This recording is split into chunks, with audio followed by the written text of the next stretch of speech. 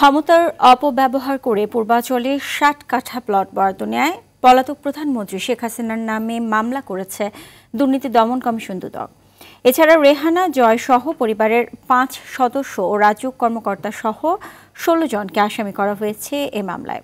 অনিয়মের স্পষ্ট প্রমাণ পাওয়ার কথা জানিয়েছেন দুদক মহাপরিচালক আক্তার হোসেন। অরণ্য গফুরের রিপোর্টে থাকছে বিস্তারিত।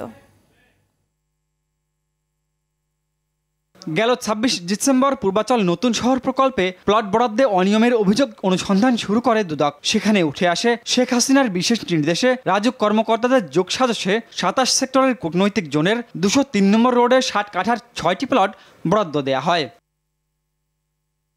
শেখ হাসিনা ছাড়াও ১০ কাঠা করে বরাদ্দ পাওয়া এ তালিকায় আছেন শেখ রেহানা, সজীব ওয়াজেদ জয়, সাইমা ওয়াজেদ পুতুল, রেদওয়ান মুজিব সিদ্দিকী ববি ও আজমিনা সিদ্দিকী। রাজউকের এখতিয়ারাধীন এলাকায় বাড়ি বা ফ্ল্যাট বা আবাসন সুবিধা থাকার পরও তা গোপন করে পূর্বাচল নতুন শহর আবাসন প্রকল্পে প্লট বরাদ্দ সংক্রান্ত আইন, বিধি ও নীতিমালা ও আইনানুগ পদ্ধতি লঙ্ঘনপূর্বক রেজিস্ট্রেশন মূলে প্লট গ্রহণ করার অপরাধে দণ্ডবিধির সংশ্লিষ্ট ধারা এবং দুর্নীতি প্রতিরোধ আইন ১৯৪৭-এর ৫-২ ধারায় আজ একটি মামলা রুজু করা হয়েছে।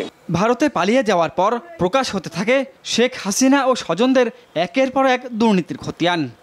বাকিগুলো সম্পর্কেও আপনারা তথ্যাদি পাবেন। আমাদের এই সংক্রান্ত অনুসন্ধান শেষ পর্যায়ে আছে। এখানে আরও কারো সম্পৃক্ততা আছে বা আরও সম্পৃক্ততা তিনি পান, তাহলে তাদেরকেও এই মামলায় অন্তর্ভুক্ত করা হবে।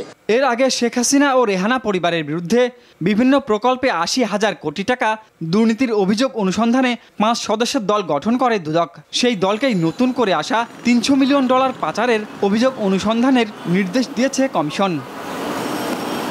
অরণ্য গফুর, অটিভি, ঢাকা।